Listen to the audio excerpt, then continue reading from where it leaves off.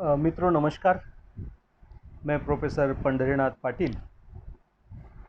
मैंने पिछले वीडियो में कहा था कि संतों के द्वार पर इससे मालिका का मैं आज से आरंभ करने जा रहा हूँ। इसके तहत आज हम देखेंगे कि पंढरपुर और विट्ठल इनकी जो क्या कथा है, इतिहास इसमें क्या कहता है, या धर्मशास्त्र में या धार्मिक ग्रंथों में इसके विषय में क्या कहा गया है, यह आज हम देख रहे हैं। मित्रों, आपको पता होगा कि जब जरासंध जो था, जरासंध ने पूरी उसकी बहुत बड़ी सेना को लेकर मथुरा पर आक्रमण किया। श्री कृष्ण समझ गए कि हम जरासंध के साथ नहीं लड़ सकते, तो उन्होंने क्या किया, पूरी जनता को अपने साथ लिया और रातों रात वो वहाँ से निकल गए और बिल्कुल जहाँ तक ज़मीन है वहाँ तक वो चले गए। और कहते हैं कि समंदर में जाकर उन्होंने द्वारिका नगरी जो थी उसे बसाया। यहाँ तक का इतिहास आप सबको पता है।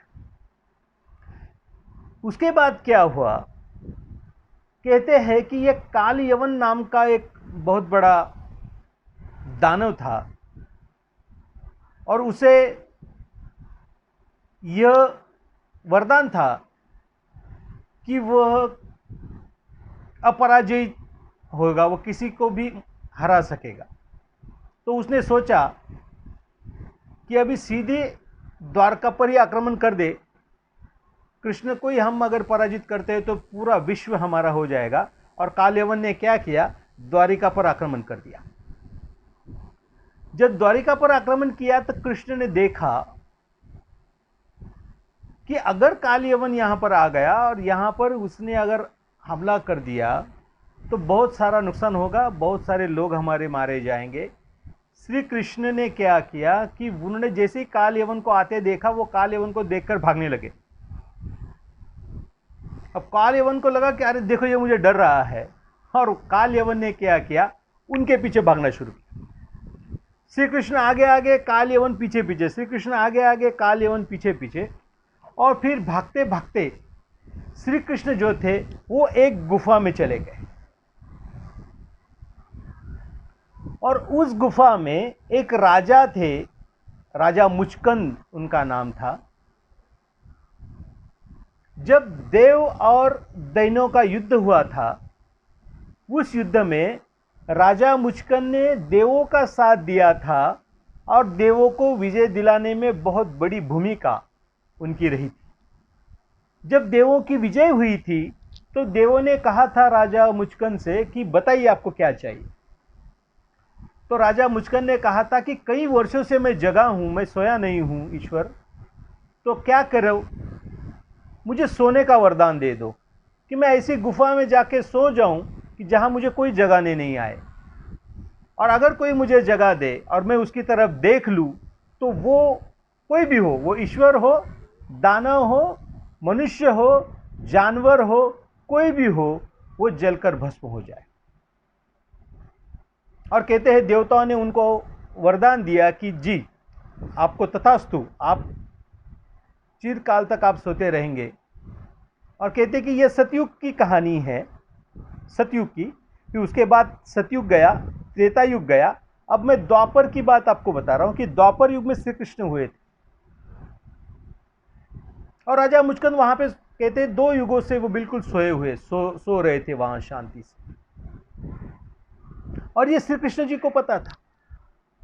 तो श्री कृष्ण भागते भागते उस गुफा में चले गए। कालयवन भी भागते भागते उस गुफा में घुस गया। और कहते हैं कि अपना जो पीत वस्त्र जो था श्री कृष्ण के शरीर पर, श्री कृष्ण ने वो पीत वस्त्र उस राजा मुचकंद पर डाल दिया और वो छुप गए। अब कालयवन आया। अब ये तो राक्षस ना, दानव होते, उनके पास दिमाग कहाँ होता है। तो उनको लगा कि श्री कृष्ण यहां डरकर मुझे क्या गए, सो गए, सोने का नाटक कर रहे हैं। तो उन्होंने जोर से लात लगाई राजा मुचकंद को। उसे लगा श्री कृष्ण है, और जैसे ही लात मारी उसने, राजा मुचकंद की आंखें खुली और राजा ने जैसे ही काल यवन को देखा, काल यवन जलकर भस्म हो गया। और जब काल यवन जलकर भस्म हुआ तो कहते हैं श्री कृष्ण जी वहाँ पर गए। श्री कृष्ण को देखकर राजा ने उन्हें हाथ जोड़े और उनका वो दिव्य स्वरूप देखकर वो भाव विभोर हो गए। उन्होंने कहा कि हे श्री कृष्ण, आप ऐसे ही मेरे सामने रहे, मैं आपके दर्शन ऐसी इस तरह से करना चाहता। श्री कृष्ण ने कहा कि इस जन्म में तो मैं आपको नहीं मिलूँगा, लेकिन आपके अगले जन्म में मैं आपको अवश्य दर्शन दूंगा और आपके लिए रुकूंगा। और इस तरह का वरदान देकर श्री कृष्ण वहाँ से चले गए।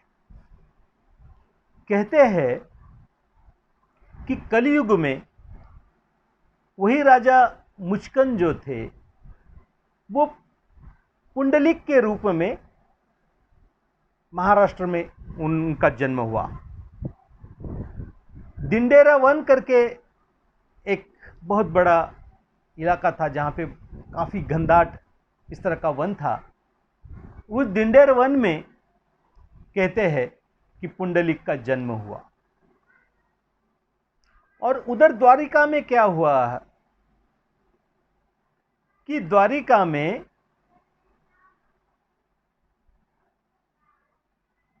क्षमा करें, उसी द्वापर युग में ही राजा का जन्म जो है वो राजा का अंत हुआ और उन्होंने दोबारा जन्म लिया। वो दंडिकार वन में महाराष्ट्र में उनका जन्म हुआ।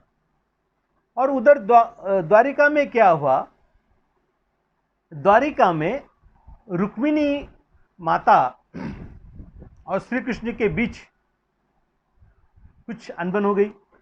पति पत्नी के बीच छोटी मोटी बातें चलती है, तो माता रुक्मिणी रूठ गई और रूठ कर वो कहते हैं कि दिंडेरा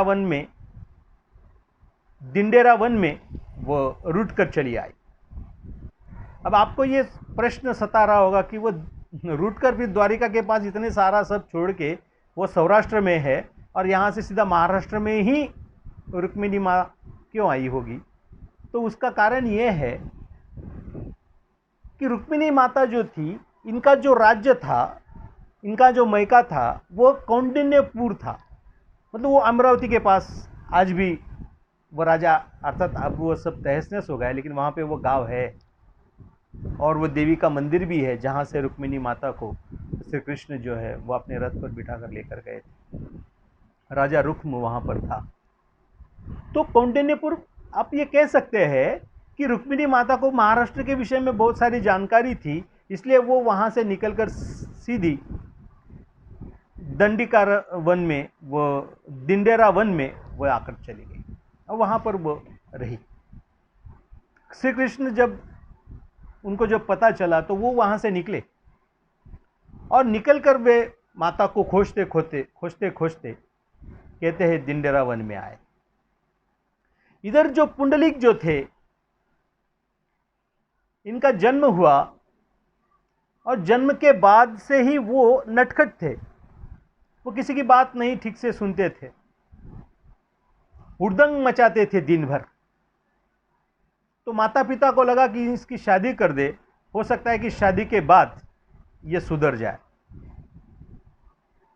अक्सर माँ बाप ये सोचते हैं कि शादी के बाद लड़का सुधर जाए, और इसी तरह से उनके माँ बाप ने भी सोचा और पुंडलिक की शादी किसी लड़की से उन्होंने करवा दी। लेकिन हुआ उल्टा। पुंडलिक के सुधरने की बजाय बिगड़ने के चांसेस और बढ़ गए और पुंडलिक का बर्ताव और ज़्यादा खराब हो गया। वो काम पिपासु हो गए। पत्नी जो कहती वही वो सुनते थे और अपने माता पिता को वो तकलीफ देते थे। उनके माता पिता का जीवन दुभर हो गया था। उन्हें लगा था कि अरे एक ही बच्चा हमारा, उसे सुधारने में इतने वर्ष हमारे गए, फिर हमने उसकी शादी भी कर दी कि वो सुधर जाए, लेकिन वो सुधरने का नाम नहीं ले रहा है। इसलिए उनके मन में आया कि अपने बेटे को सुधारने के लिए उनको लगा कि हम वाराणसी जाएंगे, वहाँ शिव जी के दर्शन करके उन्हें उनसे यह बात करेंगे कि शिव जी मेरे बेटे को सुधार दीजिए। और उन्होंने, दोनों पति पत्नी ने पुंडलिक से कहा कि भाई हम काशी विश्वनाथ के दर्शन करने जाना चाहते हैं। उन दिनों बहुत पैदल यात्राएं पूरे दक्षिण भारत से लेकर उत्तर भारत में जाती थी। काशी मानवता धर्म का, सनातन धर्म का पहले से युगों युगों से यह तीर्थ क्षेत्र रहा है। पुंडलिक के माता पिता ने भी कहा कि हम जाएंगे। उन्होंने पुंडलिक को मना लिया। महाराष्ट्र में तो ऐसी कथाएं हैं कि पुंडलिक ने अपने माँ बाप के साथ जाने को तो तैयार हो गए, लेकिन उनकी पत्नी भी उनके साथ थी। और जब रास्ते पे चलते चलते माँ बाप थक जाते थे तो माँ बाप से पहले उनकी पत्नी ही पुंडलिक को कहती कि मैं थक गई हूँ, अब मैं कैसे चलूँ। तो कहते हैं कि पुंडलिक अपनी पत्नी को अपने कंधे पर बिठाते थे और माँ बाप को रस्सी से बांध कर उन्हें खींचते खींचते लेकर जाते थे। ऐसी कथा है। लेकिन इस तरह से, किसी भी तरह से हो, वो अपने माँ बाप के साथ, अपनी पत्नी के साथ वो काशी विश्वनाथ जा रहा है। कहते काफी दूर जाने के बाद काशी के पास ही एक महान ऋषि थे, कुक्कुट ऋषि। कुक्कुट ऋषि के आश्रम में वे रुके। काफी पांव सूज गए थे, तकलीफ थी, थक गए थे सभी। स्वयं पुंडलिक भी बहुत थके हुए थे। माता पिता बेचारे एक दूसरे को कोसते कोसते, अब उनको लगा कि चलो काशी विश्वनाथ आ ही गए हैं। वो बेचारे रो रहे थे और वैसे ही वो सो गए। रात में क्या हुआ, पुंडलिक जो था काम पिपासु था, सो नहीं पाया। तब उन्होंने देखा कि 3 सुंदर लड़कियां, युवतियां आई है, लेकिन उनके कपड़े बहुत गंदे हैं, मटेले हैं, वो कुरूप हो गई है। वो आती है, फिर झाड़ू लेती है, पूरे आश्रम को साफ करती है, आश्रम को धोती है, आंगन में पानी बिछाकर रंगोलियां निकालती है और पूरा आश्रम सुंदर स्वच्छ कर देती है। और उसके बाद वो कमरे में जाती है और सुंदर से कपड़े पहनकर, सुंदर सी साड़ियाँ पहनकर आती है। तो उनका तेज जो है वो बाहर आ रहा है, वो तेजस्वी लग रही है। पुंडलिक देख रहा है लेकिन उसकी हिम्मत नहीं हो रही है। और कहते हैं कि दूसरे दिन भी इसी तरह से घटना घटित हुई, लेकिन तब पुंडलिक नहीं से रहा नहीं गया। वो भागते भागते उनके पास गया, उनको कहा कि हे देवियों, आप कौन है, कृपया बताइए। और आप जब आती हो तो बहुत मैली मटेली कपड़ों में होती हो, और जब जाती हो तो अत्यंत दिव्य ऐसा सौंदर्य आपका होता है, आप कौन हो। कथा बताती है कि वो तीनों युवतियां कहती है कि हम गंगा, यमुना और सरस्वती है। आप जैसे लोग यहाँ पर पाप धोने के लिए आते हो और यहाँ हमें आपका सारा पाप धोकर आप चले जाते हो, और आपके सारे जो पाप है वो पाप हमारे शरीर पर लग जाते हैं, और वो धोने के लिए हम ऋषि के आश्रम में आते हैं, ऋषि के पूरे आश्रम की सेवा करते हैं, और उसके बाद तुम्हारे जो पाप हमारे बदन पे लगे हैं वो धोए जाते हैं, और हम पवित्र होकर फिर से चले जाते हैं। और आप जैसे लोग फिर दूसरे दिन आते हैं और हमें पाप देकर चले जाते हैं। पुंडलिक कहता है कि हे माता, मुझे बताओ कि मैं क्या करूं कि मेरे पाप धुल जाए। गंगा, यमुना, सरस्वती जी उन्हें बताती है कि संसार में सिर्फ माँ और बाप ही ईश्वर होते हैं, बाकी कोई ईश्वर नहीं होता। और आप सबसे बड़ी गलती ये करते हो कि आप अपने माँ बाप को ही दुख दे रहे हो, आप माँ बाप को तकलीफ दे रहे हो, उनकी आत्मा तड़प रही है। और इसीलिए जो आपका जो पाप है वो किसी भी क्षमता से बाहर है, बहुत बड़ा पाप है। आप काशी जाओ, चार धाम जाओ, दुनिया में कहीं भी चले जाओ, आपके पापों का क्षालन कभी नहीं होगा। जो व्यक्ति अपने माँ बाप की सेवा नहीं करता, उसे इस संसार में कहीं भी उसके पाप धोने का कोई यंत्र नहीं, कोई ऐसी गंगा नहीं है विश्व में जो उस पाप को धो ले। भक्त पुंडलिक की दिव्य चक्षु जो है वो खुल जाती है और वो तीनों देवियों को कहता है कि हे माँ, आप मुझे क्षमा करें, आज के बाद क्या अभी इसी वक्त से मैं मेरे माँ बाप की सेवा करूँगा, उन्हें बहुत सारा प्यार दूंगा, मैं उन्हें कभी कोई कष्ट नहीं होने दूंगा। इस तरह की प्रार्थना करके भक्त पुंडलिक, जो पुंडलिक थे वो भक्त पुंडलिक हो जाते हैं। वो जाकर देखते हैं कि माँ बाप बेचारे बहुत थके हुए हैं, कराह रहे हैं। वो जाता है, अपने माँ बाप के पाँव दबाता है। माँ बाप आंखें खोल कर देखते हैं, कौन है, देखते हैं कि पुंडलिक है। उन्हें अच्छा लगता है और कहते हैं कि उनके माँ बाप आराम से सो जाते हैं। दूसरे दिन वो वहीं से लौट आते हैं घर पर, और घर पर लौटने के बाद वो माँ बाप की निरंतर 24 घंटे माँ बाप की सेवा में लग जाता है।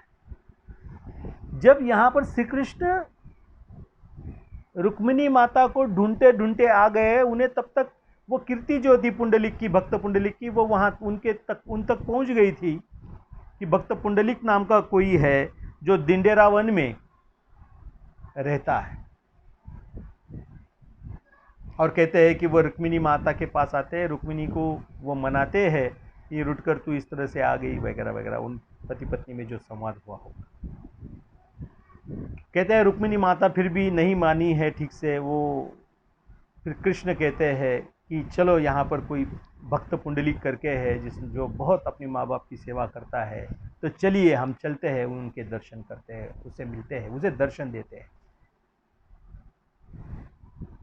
और कहते हैं कि विट्ठल, श्री कृष्ण और रुक्मिणी माता दोनों वहाँ पर आते हैं। और कृष्ण जो है वो कहते हैं रुक्मिणी को, आप आ जाओ अंदर, लेकिन रुक्मिणी माता रुटी हुई है, अभी वो पूरी तरह से मानी नहीं है। तो कहते हैं कि वो दरवाजे के बाहर ही रुक गई। और विट्ठल जो है, श्री कृष्ण जो है वो घर के अंदर आते हैं, उनका दिव्य प्रकाश पूरे घर में छा जाता है। पुंडलिक जो है अपने माँ के पाँव जो है वो दबा रहा है, पीछे मुड़कर देखता है कि साक्षात विश्वनाथ, जगन्नाथ उनके सामने खड़े हैं। और श्री कृष्ण कहते हैं कि पुंडलिक, तेरी भक्ति को देख के मैं बहुत प्रसन्न हूँ, मांग तुझे क्या मांगना है। वो कहता है कि भगवान, मैं मेरी माता पिता की सेवा कर रहा हूँ, मैं आपसे प्रार्थना करता हूँ कि आप कुछ समय के लिए रुक जाइए, जैसे मेरे माँ बाप सो जाएंगे मैं आपसे मुखातिब हूँगा, मैं आपसे बातें करूँगा। और कहते कि वहीं पर एक ईंट पड़ी हुई थी, वह ईंट उठाते हैं पुंडलिक और फेंकते हैं, और कहते हैं कि हे प्रभु, आप उस ईंट पर विराजमान हो जाए, खड़े हो जाइए, मैं मेरे माँ बाप को तब तक सुलाता हूँ।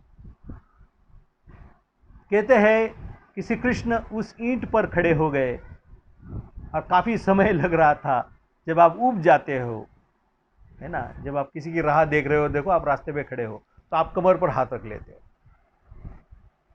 ठीक वैसे ही हुआ। काफ़ी समय बाद उनके माँ बाप सोए, और जब पुंडलिक मुड़े और मुड़कर उन्होंने देखा तो साक्षात जगन्नाथ, विश्वनाथ जो है वो ईंट पर खड़े हैं, और अपने दोनों हाथ उन्होंने अपने कमर पे रखे हुए हैं, और प्रसन्न चित्त से पुंडलिक की ओर देख रहे हैं। यह देखकर पुंडलिक फिर उन्हें नमस्कार करता है, कहता है कि हे भगवान, है ना, मैं बहुत भाग्यशाली हूँ कि आप यहाँ पर आए, आप यहाँ पर पधारे, मैं आपको कोटि कोटि नमन करता हूँ। कृष्ण कहते हैं कि पुंडलिक, मैं तेरे भक्ति से खुश हूँ, बता तुझे क्या चाहिए। कहते हैं कि भक्त पुंडलिक ने कहा कि हे भगवान, मैं ये चाहता हूँ कि जिस तरह से आप मेरे दुखों को दूर करने यहाँ तक आ गए, जिस तरह से आपने दर्शन देकर मेरे दुख हरे हैं, मुझे पीड़ा मुक्त किया है, मेरे जीवन का उद्धार किया है, तो मैं चाहता हूँ कि आप इसी तरह यहाँ यहीं बने रहे, और यहाँ पर जो भी आपको आपके दर्शन के लिए आएगा उसका उद्धार होगा। और इसीलिए हे ईश्वर, हे कृष्ण, मैं आपसे प्रार्थना करता हूँ कि आप यहाँ पे रहिए। और कहते हैं कि श्री कृष्ण ने उसकी मातृ पितृ भक्ति से खुश होकर उनको वरदान दिया कि हाँ, युगों युगों तक मैं यहाँ पर इसी तरह से ईंट पर खड़ा रहूँगा। और कहते हैं कि श्री कृष्ण उस दिन से विट्ठल बने गए और उसी दिन से पंढरपुर में, उस दिंडेरा वन में उन्होंने रहने का संकल्प कर लिया। फिर बाद में उनको पता चला कि माता भी बाहर खड़ी है। पुंडलिक बाहर गए, उन्होंने माता को भी वहाँ पर ईंट दी और माता को कहा कि आप भी यहाँ पर खड़ी रहिए। माता भी ईंट पर खड़ी रही। और इसलिए आज अगर आप पंढरपुर जाएंगे तो देखेंगे कि विट्ठल रुक्मिणी एक जगह पर दोनों नहीं है। विट्ठल का मंदिर अलग है, रुक्मिणी माता का मंदिर जो है वो अलग है, मतलब उनकी मूर्ति जो है अलग है, क्योंकि दोनों एक साथ उन्होंने दर्शन नहीं दिया था। तो यह पुराणों में हमारी इस तरह की कथा है। और फिर कहते हैं कि दंडरावन फिर वो टूटा, फिर वहाँ पे नगरी बसी और फिर उसका नाम पांडर हुआ, फिर पुंडलिक नगर हुआ, फिर पंढरीनाथ हुआ, फिर पंढरी सेना हुआ। और तरह तरह के तर्क दिए जाते हैं कि कई कई सारे नाम फिर उसके हुए, लेकिन आज हम पंढरपुर नाम से उसको जानते हैं। और सोलापुर ज़िले के, महाराष्ट्र के सोलापुर ज़िले में यह पंढरपुर नाम का बहुत बड़ा तीर्थ स्थल है। उत्तर भारत में जितना महत्व आप काशी विश्वनाथ को देते हो, बद्रीनाथ को देते हो, उतना ही महत्व महाराष्ट्र में या दक्षिण भारत में पंढरपुर को दिया जाता है। ऐसा कहा जाता है कि विट्ठल जो है यह श्री कृष्ण का साक्षात रूप है। हर जगह पर कृष्ण नहीं है, लेकिन यहाँ पर वो साक्षात है। आज भी करोड़ों करोड़ वारकरियों की यह श्रद्धा है कि जब जब वो पंढरपुर जाते हैं उनकी मनोकामनाएं पूरी होती है।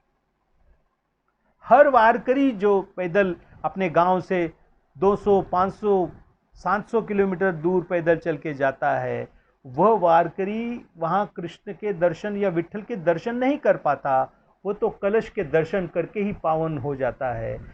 पंढरपुर की नगरी में भी वो प्रवेश कर लेता है तो उसे लगता है कि उसने ईश्वर का दर्शन कर लिया और वहाँ से वो लौट आता है। तो इस तरह से पंढरपुर की ये कथा है। और फिर आगे कुछ लोगों ने ऐसा भी कहा है कि राजा कृष्णदेवराय जो थे, जो 1509 में कर्नाटक के राजा बने, विजयनगर के राजा बने थे, जब वो पंढरपुर आए और उन्होंने जब श्री कृष्ण का या विट्ठल का वो लुभावना बेहद सुंदर स्वरूप जब देखा, तो उन्होंने विट्ठल की आराधना की। और कहते हैं कि उनको रात में स्वप्न साक्षात्कार हुआ और उन्हें कहा गया कि हाँ, मैं तेरे साथ चलूँगा, लेकिन एक शर्त पे मैं चलूँगा, ऐसा विट्ठल ने कहा। उन्होंने कहा जी बताइए भगवान, आप जो शर्त बताए। तो उनको बताया गया कि तू कोई गलती नहीं करेगा, तू एक भी गलती नहीं करेगा तो मैं तेरे साथ आऊँगा। इस तरह से उन्होंने कहा और राजा ने हामी भरी कि हाँ, मैं कोई गलती नहीं करूँगा, मैं आपको ले जाऊँगा। और फिर कहते हैं दूसरे दिन उन्होंने सभी पंढरपुर के जो मंदिर के जो भी पंडा थे उनको बताया। उन सभी लोगों ने कहा कि ठीक है, अगर ईश्वर ही आपके साथ आना चाहे तो हम नहीं रोक सकते। और कहते हैं कि तब राजा जो थे कृष्णदेव राय, यह पंढरपुर से विजयनगर में वह मूर्ति जो है वहाँ पे जो है वो पंढरपुर की विट्ठल की मूर्ति है। कहते हैं कि वो विजयनगर में ले गए और विजयनगर में उन्होंने विजय विट्ठल मंदिर करके उन्होंने वहाँ पर मंदिर बनाया और कहते हैं कि उस मंदिर में उन्हें रखा। इधर क्या हुआ, इधर जब वारी में से जब हजारों लोग, तब सैकड़ों होंगे, तो वो लोग जब पंढरपुर गए और उन्होंने देखा कि वारी तो आ गई लेकिन हमारे ईश्वर कहाँ हैं। और जब इस तरह का प्रश्न निर्माण हुआ तब कहते हैं कि संत एकनाथ जो है, इनके परदादा थे भानुदास महाराज। इनको कहा गया कि भानुदास जी आप कुछ भी करिए, विट्ठल जो है वो पंढरपुर में आने चाहिए। अगर वो पंढरपुर में नहीं आए तो हमारा जीना मुश्किल हो जाएगा, हम किस तरह से जी पाएंगे, हमारा ईश्वर ही हमारे साथ नहीं है।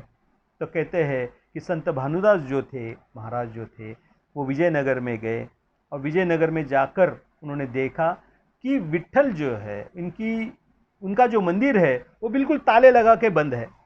बाहर बहुत सारा बंदोबस्त लगा हुआ है।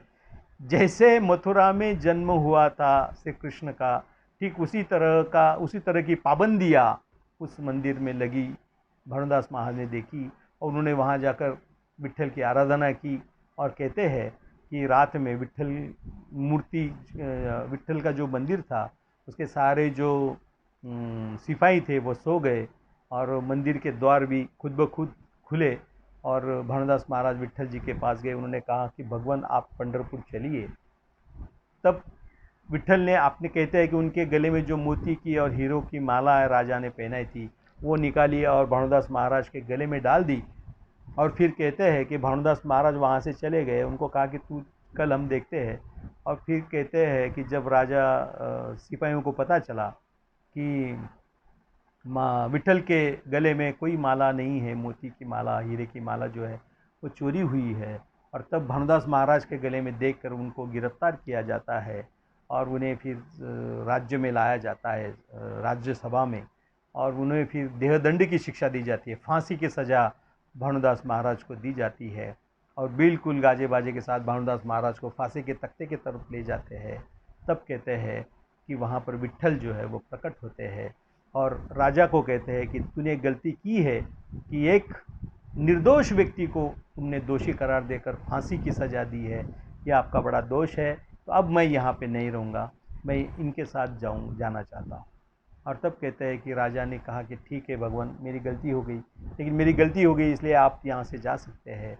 और तब कहते हैं कि भानुदास महाराज वहाँ से उस विट्ठल मूर्ति को लेकर फिर पंढरपुर आए और पंढरपुर में उन्होंने उस मूर्ति की स्थापना की और आज भी वह मूर्ति जैसी की वैसी है। मित्रों, मैं भी काफ़ी स्थानों में गया हूँ, जैसे तिरुपति गया हूँ, मैं बद्रीनाथ जाकर आया हूँ, कई बड़े बड़े तीर्थ स्थलों में मैं जाकर आया हूँ, चारों धाम में घूम कर आया हूँ।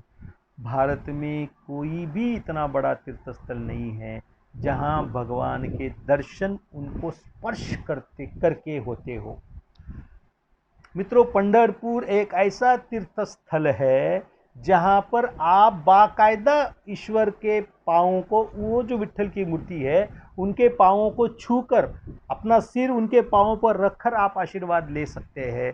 इस तरह का बहुत चमत्कारिक ऐसा वो मंदिर है, और जब तक उसे हम छू नहीं लेते तब तक हमें वह आनंद या आत्म शांति जिसे हम कहते हैं वो नहीं आती। मैं कई बार गया हूँ पंढरपुर। जब पहली बार मैं गया था, हो सकता है मेरे ख्याल से वो होगा 2002 या 3 में मैं गया था। 2002 में या 3 में मैं जब गया था मित्रों, मेरे परिवार के साथ में गया था। और जब मैं दर्शन करने के लिए, जब मैंने विट्ठल के चरणों को छुआ था और मैंने जब सिर रखा था, मैं आपको सत्य कह रहा हूँ, जैसे मैंने आपको पहले ही कह दिया कि मैं मंदिरों में अक्सर नहीं जाता। मैं इतने बड़े बड़े तीर्थस्थलों में गया लेकिन मैंने ईश्वर के दर्शन नहीं किए। मेरे माता पिता जी के साथ में जाता था तो वे दर्शन करते, मैं बाहर से ही हाथ जोड़ देता था। लेकिन पंढरपुर में मैं गया और मैंने उस मूर्ति को जब छुआ था, जब मेरा सिर उनके पाँवों पर मैंने रखा था, मैं आपको सच कहता हूँ दोस्तों, मेरे पूरे बदन पर रोमांच थे। मेरे आँखों से इस कदर पानी बह रहा था जो आज तक कभी नहीं है, इस तरह का कभी मेरे जीवन में नहीं हुआ। इतना पानी बह रहा था। और जब मेरी ये अवस्था हुई थी तो मुझे बताया गया, मेरे पिताजी ने मुझे बाद में जब मैं घर आके बताया तो उन्होंने बताया कि इसे अष्ट सात्विक भाव कहते हैं, जो हिंदू धर्मशास्त्र के सभी ग्रंथों में इनका वर्णन है। इनका वर्णन वेदों में है, इनका वर्णन गीता में है, भगवद गीता में है, इनका वर्णन ज्ञानेश्वरी में है, इनका भागवत में है। हर संतों के साहित्य में जो भी धर्मशास्त्र के ग्रंथ है उनमें इस तरह का वर्णन है, ऐसा उन्होंने मुझे बताया। उन्होंने कहा कि तुझ पे ईश्वर की असीम कृपा है, लेकिन तू ही नास्तिक बन के घूमते रहता है।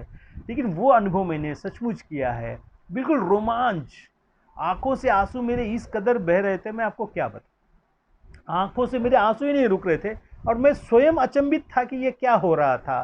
लेकिन वो अनुभूति भी मैंने की है मित्रों। और वहाँ से फिर मैं निकला, मुझे लगा और हाँ, जब मेरी ये घटना घट रही थी और जो वहाँ पे जो लोग दर्शन के लिए मेरे पीछे बहुत बड़ी कतार थी, कतार में जब लोग थे वो विट्ठल का दर्शन करने के बाद मेरे आकर मेरे पाँव छू रहे थे मित्रों, मुझे बहुत असहनीय हो रहा था। मुझे लग रहा था कि ये लोग ऐसा क्यों कर रहे हैं, क्योंकि मुझे कुछ समझ में नहीं आ रहा था, क्योंकि मैं बिल्कुल बेभान हो गया था, मुझे कुछ भी सूझ नहीं थी। लेकिन इतना मुझे समझ आया कि लोग आके मुझे ज़बरदस्ती मेरे पाँव जो है वो छू रहे हैं और मैं बहुत परेशान था। और जैसे वैसे मैंने परिवार को कहा कि बस यहाँ से निकलो यार दीदी, मुझे बहुत परेशानी हो रही और मेरी सांस भी अटक रही थी। मुझे ऐसा लग रहा था कि मुझे कोई तकलीफ़ हो रही है, मेरी जान निकलने जैसी अवस्था मेरी हो गई थी। फिर जैसे वैसे हम वहाँ से मंदिर से बाहर आए, फिर वहाँ से जल्दी से गाड़ी में बैठकर हम वहाँ से पंढरपुर से बाहर निकले। तो इस तरह की घटनाएं मेरे जैसे नास्तिक के साथ भी हो सकती है, तो किसी के भी साथ हो सकती है। और तब मैं समझा कि पंढरपुर में वारी करने वाले ये जो लोग हैं ये पागल नहीं है।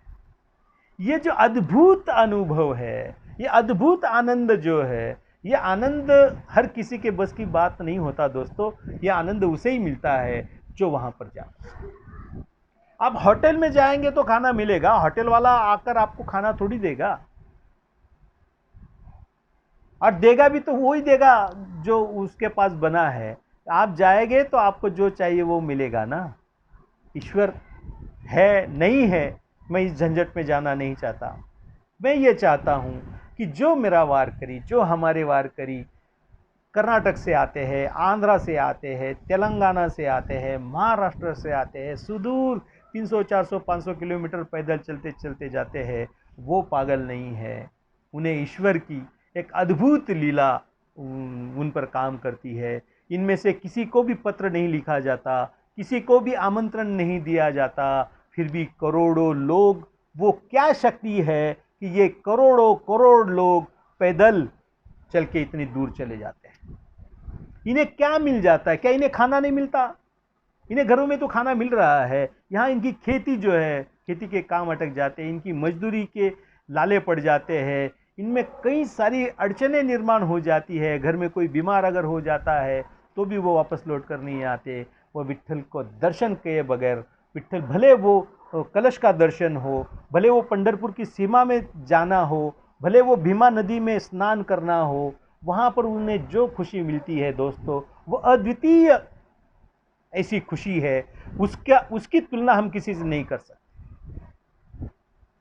ये धार्मिक है नहीं है मुझे कोई पता नहीं, लेकिन मुझे इतना पता है कि एक इंसान के तौर पर जब कोई भी व्यक्ति पंढरपुर में जाएगा, उस वातावरण से वो जब गुजरेगा, जब वो दर्शन करेगा, तो उसे जो खुशी प्राप्त होगी वो खुशी, उसका कोई मोल नहीं होगा, वो अनमोल खुशी होगी। और यही कारण है कि करोड़ों करोड़ हमारे वारकरी जो है वो पैदल जाते हैं। वो मूर्ख नहीं है, उन्हें ना समझने वाले मूर्ख है, ऐसा मुझे लगता है। आप ईश्वर को मत मानिए, आप धर्म को मत मानिए, लेकिन आप इंसान को तो मानेंगे कि नहीं? तो करोड़ों करोड़ लोग एक साथ पागल नहीं हो सकते। हमारी सोच को हमें विस्तृत करना होगा, हमारे विस्तार को, हमारे बुद्धि को हमें विस्तारित करना होगा, हमें सच्चाई की ओर देखना होगा। हाँ, मैंने चार्वाक पढ़ा है, हाँ मैंने बुद्ध पढ़ा है, हाँ मैंने महावीर पढ़ा है, हाँ मैंने कबीर पढ़ा है, हाँ निर्गुण संप्रदाय को मैंने बहुत अच्छी तरह से पढ़ा है, और मैं जानता हूँ कि ईश्वर कहीं नहीं होता, ना वो पत्थरों में होता है, ना वो कहीं होता है, लेकिन वो सब जगह होता है, ये भी मैंने पढ़ा है। अगर किसी को पत्थर में ईश्वर दिख जाता है तो होगा, आपको क्या तकलीफ है? अरे जिन माँ बाप ने हमें जन्म दिया उनमें ईश्वर नहीं दिखता हमें, वो लोग क्या जाने सगुन ईश्वर की महिमा। मैंने कहीं कथा पढ़ी थी कि स्वामी विवेकानंद एक राज्य में पहुंचे थे और वहां पर चर्चा चल रही थी कि ईश्वर सगुन है कि निर्गुण है। तब कहते हैं कि स्वामी विवेकानंद ने उस राज्य में, वो जो राजा था वो राजा निर्गुणवादी था, वह सगुन ईश्वर में विश्वास नहीं करता था। वहाँ पे बैठे हुए बड़े बड़े विद्वान वो भी सभी निर्गुणवादी थे, सगुन पे कोई विश्वास नहीं कर रहा था। तो विवेकानंद जी ने कहा था कि हे राजन, ऐसा नहीं है, ईश्वर सगुन भी होता है। उन्होंने कहा कैसे होता है? उन्होंने कहा ठीक है, आपके सिर के ऊपर जो आपके पिताजी की तस्वीर लगी है उसे उतार दीजिए नीचे। उस मूर्ति को जब उस फोटो को जब तस्वीर को जब उतारा गया और कहते हैं कि उसको कहा कि नीचे डाल दो और वहाँ के सेनाओं का कि भी इसको लात मारो। जैसे ही ऐसा कहा विवेकानंद ने, कहते हैं कि वो राजा तलवार निकाल के, खबरदार, मेरे पिता को किसी ने लात मारा। विवेकानंद ने कहा ये तो कागज है, एक तो कलर है ना, इसमें रंग है, पिताजी कहाँ हैं आपके? तो इस तरह से नहीं होता। जो व्यक्ति ईश्वर को पत्थरों में देखता है, जो व्यक्ति ईश्वरों को तस्वीरों में देखता है, जो व्यक्ति ईश्वर को मनुष्यों में देखता है, वो देखे। आपको नहीं देखना है, मत देखिए। आपको लगता है ईश्वर निर्गुण है तो निर्गुण है, आपको लगता है सगुण ईश्वर है तो सगुण ईश्वर है। इसमें विवाद की कौन सी बात हो गई? ईश्वर है ये मान लेना, ये अपने आप में बहुत अद्भुत बात है, और मुझे लगता है कि इस पर कोई विवाद नहीं होना चाहिए। ईश्वर है, नहीं है तो नहीं है। आप नहीं मानते हो ईश्वर नहीं है तो नहीं है, उसमें विवाद करने की बात क्या है? मैं जबरदस्ती क्यों कहूं कि नहीं ईश्वर है और आप बोलेंगे नहीं ईश्वर नहीं है, और फिर हम दोनों तलवार निकालेंगे, झगड़ा करेंगे? ये क्या मतलब हुआ इसका? ये तो विचार की बात है, ये हृदय की बात है। मेरा हृदय कहता है कि ईश्वर है, आपका हृदय कहता है ईश्वर नहीं है तो नहीं है। आपके लिए ईश्वर नहीं है, मेरे लिए ईश्वर है, बात खत्म हो जाती है। मुझे लगता है कि महाराष्ट्र दर्शन ये बहुत बड़ा दर्शन है। अगले वीडियो में हम संत ज्ञानेश्वर के विषय में जानेंगे। ठीक है दोस्तों, आपने बहुत मुझे प्यार दिया, आपने मेरे वीडियो को देखा, मेरे विचारों को समझा। आपका बहुत बहुत धन्यवाद।